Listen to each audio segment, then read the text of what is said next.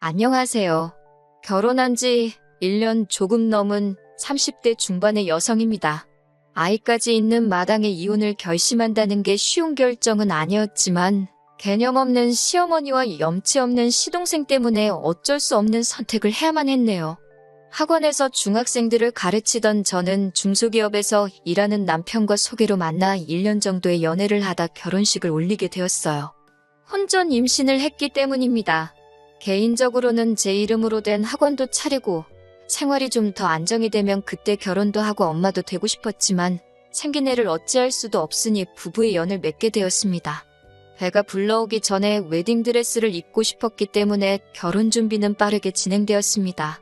스드메라든가 식장 같은 것들은 쉽게 결정이 되었지만 문제는 신혼집이었습니다. 갑작스러운 저희의 결혼은 양가에 모두 예상하지 못했던 큰 지출이었기 때문이에요. 그래도 친정에서 5천을, 시댁에서는 3천의 혼수를 해주시겠다 하셨습니다. 거기에 그동안 직장 생활을 하면서 각자 모아둔 돈의 대출금까지 합치니 방 2개짜리의 작은 아파트 전세를 들어갈 수 있었기에 어느 정도 구색은 갖출 수 있었습니다. 하지만 결혼식을 올린 직후부터 시어머니는 결혼 전과는 완전 다른 사람처럼 행동하셨어요. 사소한 것 하나하나 다 말하자면 끝이 없을 것 같아서 결정적으로 제가 이혼을 결심하게 된 몇 가지 이야기만 해드릴게요. 신혼여행에서 돌아오고 2주 정도 지나지 않았을 때입니다. 지금 돌이켜보면 이때부터가 시작이었어요. 얼마나 서러웠는지 지금도 정확히 날짜랑 시간까지 기억이 나네요. 토요일 오후 4시 무렵이었는데 남편이 시어머니와 같이 집에 들어오더라고요. 학원 보충 수업을 마치고 집에 돌아와 편한 복장을 하고 쉬고 있었던 저에게 갑작스러운 시어머니의 방문은 반갑기만 한 것은 아니었습니다. 게다가 시어머니도 남편도 표정이 좋지가 않았고요. 무슨 안 좋은 일이 있었나 보다 싶어서 저도 덩달아 눈치만 보고 있었습니다. 커피라도 한 잔 타드릴 거냐고 여쭤보니 이 시간에 커피 먹고 밤새 뜬 눈으로 있으라는 거냐며 짜증스럽게 대답을 하시길래 그냥 물 한 잔 드렸습니다. 시어머니는 한동안 말없이 계시더니 저더러 며느리 도리라고 들어본 적 있냐고 물으시더군요. 시어머니께서 며느리 도리에 대해 이야기하신 건 이때가 처음이 아니었기에 왜 또 그러시나 싶었습니다. 시어머니의 의중을 알 수 없어 가만히 있었더니 당신이 사람을 잘못 봤다며 며느리로선 아주 빵점이라고 그러시는 거예요. 황당하고 어이가 없어서 제가 무슨 실수라도 했냐고 여쭤봤습니다. 남편은 시어머니가 무슨 말씀을 하고 싶어 하는지 아는 눈치였지만 딱히 저를 도와줄 생각은 없어 보이더군요. 시어머니는 다시 저를 노려보시더니 멀쩡하기만 하고만 이렇게 늘어져 있으려고 안 온다고 한 거냐고 사부치셨습니다. 그제서야 시어머니가 왜 언짢으신 건지 짐작이 가더라고요. 신혼여행에서 돌아오자마자 바로 시댁에 들려 인사를 드렸는데 그날은 어버이날 3일 전이었어요. 한 주에 2번이나 찾아뵐 필요는 없는 것 같았고 몸도 너무 피곤했으며 무엇보다 시댁과 저희 신혼집은 차로 3시간이 넘는 거리였기 때문에 저는 남편에게 어버이날엔 찾아뵙지 말자고 했습니다. 남편도 그러자며 시부모님께는 자기가 말씀드린다고 했고요. 이튿날 남편의 전화를 받은 시부모님께선 저에게 따로 연락을 해오셨습니다. 그 다음 주 주말에 오면 되겠다면서요. 하지만 한 주 한 주 시간이 지날수록 몸도 무겁고 멀미도 심해져서 도저히 내려갈 자신이 없었기에 정중하게 어려울 것 같다고 말씀드렸습니다. 이해해 주실 줄 알았는데 이해는커녕 시부모님은 며느리가 감히 시부모의 뜻을 거슬렀다며 분개하고 계셨던 거지요. 시어머니는 저더러 봬도 얼마 나오지도 않았는데 만삭 임산부 흉내라도 내냐면서 화를 내셨습니다. 일할 정신은 있고 시부모 보러 올 정신은 없냐면서 돈밖에 모른다고 하시더군요. 그런 저를 보고 뱃속에 애가 뭘 보고 배우겠냐는 소리도 하셨고요. 말 한마디가 비수가 돼서 가슴에 내리 꽂히는 기분이었습니다. 남편은 그런 시어머니에게 제가 아직 어려서 그렇다며 앞으로 하나씩 잘 가르쳐 주라고 했습니다. 시어머니더러 제 정신머리 교육을 똑바로 해주라면서요. 남편은 시어머니로부터 저를 지켜주는 게 아니라 오히려 저를 바보로 만들고 있었습니다. 모멸감을 느꼈고 자존심이 상했어요.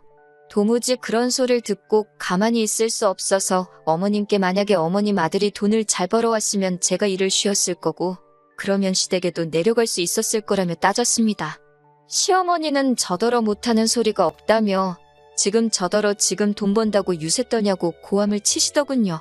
저는 소리 지르지 마시라고 애기가 다 듣는다고 유세 좀 떨면 안 되냐고 맞받아쳤어요. 그리고 그 순간 갑작스러운 복부의 통증 때문에 제가 아랫배를 부여잡고 쓰러지듯 넘어져 버렸습니다. 그제서야 남편도 정신을 차렸는지 시어머니더러 택시 불러줄 테니 얼른 가시라 그러더군요. 그 길로 119를 불러 저는 병원 응급실로 향했습니다. 다행히 뱃속 아기는 무사했지만 한동안 조심하고 절대 안정을 취하라는 의사선생님의 말씀이 있었어요. 친정 부모님도 그까짓 어버이날이 뭐가 그렇게 중요하다고 며느리를 잡들이를 하냐면서 남편에게 크게 화를 내셨습니다. 어버이날이 며느리보다 뱃속에 있는 손주보다 더 중요하시냐면서 지금이라도 당장 시부모님을 만나서 한번 물어봐야겠다는 친정부모님을 말리느라 아주 진땀을 뺐습니다. 그 이후로 출산까지 시댁과는 담을 쌓고 지내게 되었습니다. 시어머니도 하마터면 손주한테 무슨 일이라도 생길 뻔했다는 소식을 들으시고는 아차 싶으셨는지 그 이후로는 남편을 통해서 조심스럽게 제가 어떻게 지내는지만 물어보시는 눈치였고요. 하지만 출산 후 얼마 지나지 않아 또 다시 사건이 터졌습니다. 남편에게는 7살 아래의 남동생이 있는데 늦둥이라는 이유 하나만으로 온 가족이 오냐오냐 우쭈쭈 대접을 받으면서 자랐다고 들었어요. 그런데 그 시동생이 갑자기 잘 다니던 대학을 때려치고는 의대에 가겠다더군요. 시동생이 공부를 잘하긴 했지만 의대라니 뜬금없다 싶었습니다. 제 알바가 아니긴 했지만 시댁이 시동생의 수험생활과 학비를 지원해줄 만한 경제력이 있는지도 의문스러웠고요. 그 소식을 듣고 며칠 뒤 시어머니께서 모처럼 전화를 걸어오셨습니다. 시동생이 가고 싶어하는 의대가 서울에 있다며 주말에 한번 같이 가보려고 하신다면서 대학 탐방이 끝나면 저희 부부랑 같이 저녁이나 먹었으면 좋겠는데 어떻겠냐고 물어보시더군요. 아기 때문에 나가기가 그래서 그럼 집으로 오시라고 했습니다. 집에서 적당한 배달 음식을 시켜 먹으면 될 것 같더라고요. 그렇게 주말이 되었고 시어머니와 시동생 그리고 저희 부부가 같이 저녁 식사를 하게 되었습니다. 시어머니는 낮에 다녀온 학교 이야기를 하시면서 학생들이 다 똘망똘망해 보이고 캠퍼스도 얼마나 크고 좋은지 학교가 아주 멋지다면서 당신 아들이 거기서 공부할 걸 생각하니 가슴이 벅차다고 하셨습니다.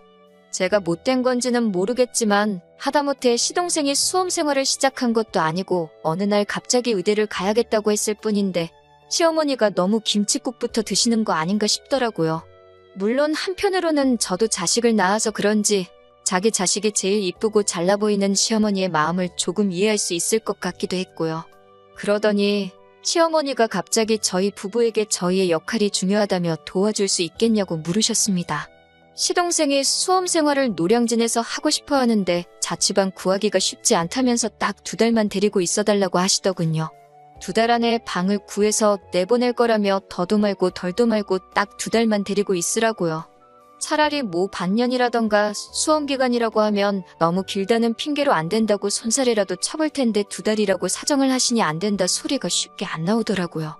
시동생은 자기는 새벽에 학원 가고 학원 끝나면 집에 와서 잠만 잘 거라며 2달만 신세 좀 지자고 하더라고요. 남편은 제 눈치만 살살 보고 있을 뿐 아무 말도 없었고요. 저는 시어머니께 2달이라고 정말 딱 2달이라고 몇 번을 확인했습니다. 시어머니도 걱정 말라고 당신은 약속한 일은 하늘이 두 쪽 나도 지킨다고 하셨기에 그 말을 믿었습니다. 남편마저 그럴 리 없지만 자기 어머니가 약속을 안 지키면 자기가 시동생 멱살을 잡아서라도 밖으로 던져버릴 테니 한 번만 도와달라고 하더군요. 그렇게 며칠 뒤 시동생이 자기 짐을 바리바리 싸들고 저희 집으로 올라왔습니다. 수험 생활하러 온 사람치고는 옷하고 신발이 참 많더라고요.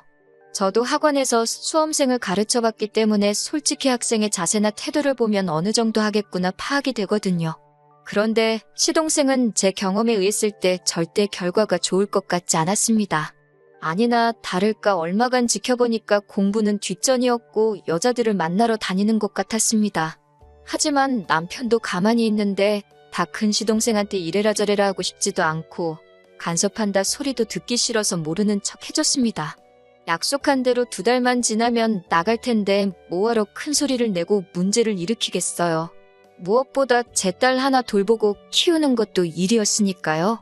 그런데 한 달 정도 지나서는 만나던 여자랑 잘 안 된 건지 갑자기 이제 마음 잡고 공부를 하겠다고 했습니다. 늦게라도 정신을 차려서 다행이다 싶기는 했는데 문제는 시동생의 학원은 집중이 안 된다며 집에서 공부를 해야겠다는 거예요. 그로 인해 남편 출근하고 나면 집에는 저랑 딸애 그리고 시동생 이렇게 셋만 남게 되었고요. 그 상황이 얼마나 불편하고 어색한지 겪어보지 않은 사람은 모를 거예요. 일단 옷 하나를 입어도 편하게 입을 수가 없었고 생리현상을 해결하는 것도 불편했어요. 특히 화장실 문제는 그 중에서도 가장 큰 골칫거리 중 하나였어요. 집이 작아서 화장실이 하나뿐이었는데 시동생은 남편과는 달리 청결과는 거리가 먼 사람이었습니다. 물도 잘 안 내리고 휴지도 아무데나 버리고 뭐라고 하면 깜빡했다며 실실 웃어넘기기 일쑤였습니다. 남편한테 한 소리 하라고 하면 늘 뒤치다꺼리를 가족들이 해버릇해줘서 그렇다며 저더러 조금만 참아달라고 하더군요. 2달 금방 간다면서요. 시동생은 또 야식을 그렇게 좋아하는 사람이었는데 야식은 항상 라면이었습니다. 라면만 먹고 끝나는 게 아니라 찬밥도 한 그릇씩 꼭 말아 먹었어요.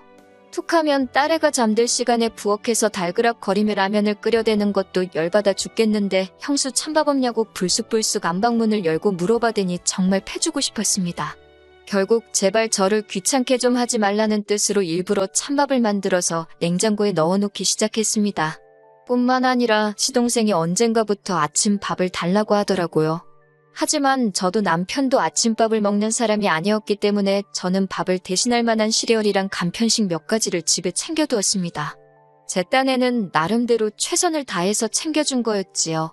진짜 문제는 2달이 지나도 시동생은 전혀 나갈 생각이 없어 보였다는 거예요. 알아서 나가주길 바라던 저는 결국 2달하고 일주일이 되어갈 무렵 시동생에게 언제 나갈 생각이냐고 물었습니다.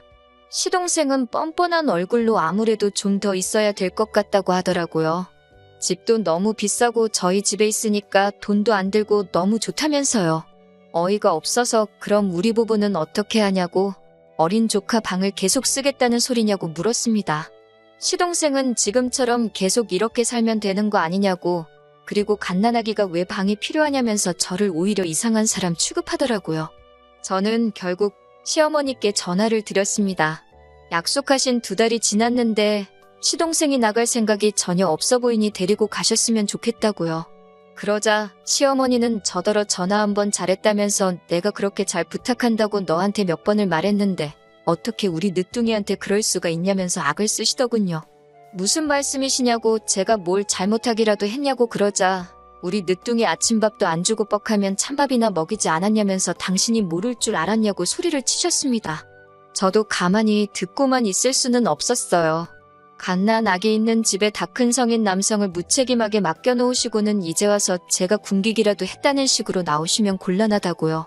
시어머니는 듣기 싫다면서 제가 하도 눈치를 줘서 시동생이 공부에도 집중을 할 수 없었다고 의대시험에 합격을 못할지도 모르겠다고 그랬다며 당신 아들이 의사가 못 되면 그건 다 제 탓이라고 했습니다. 다시는 저랑 안 보고 사실 거라고요.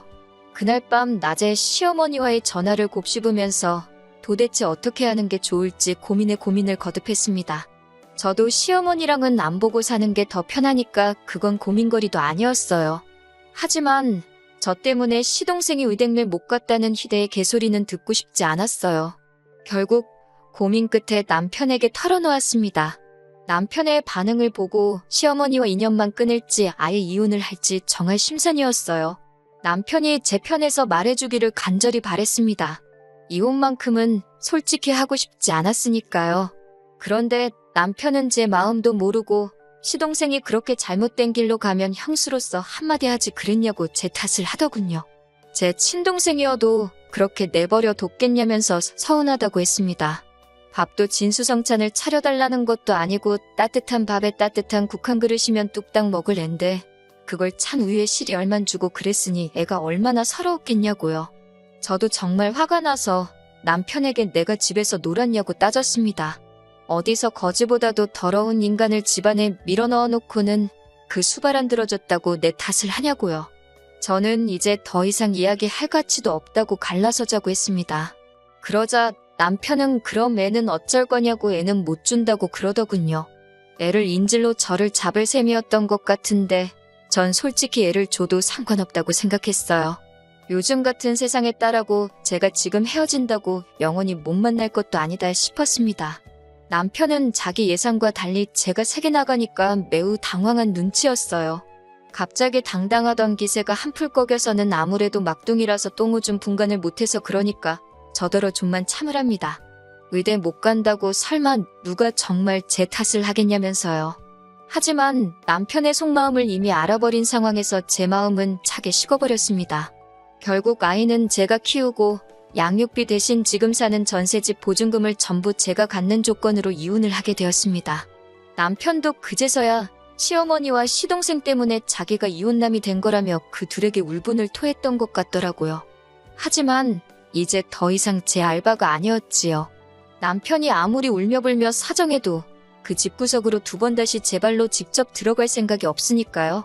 이제라도 제 인생을 찾았으니 제 인생에 충실하게 살아야겠습니다. 짧은 시간이었지만 아마 제가 평생을 희생했어도 그 집에서는 사람 대접이 아니라 식모 대접도 겨우 받았을 거라는 생각이 들어요. 인생의 큰 결정을 내린 만큼 후회가 없도록 우리 아이와 함께 행복한 미래를 위해서 노력해야겠어요.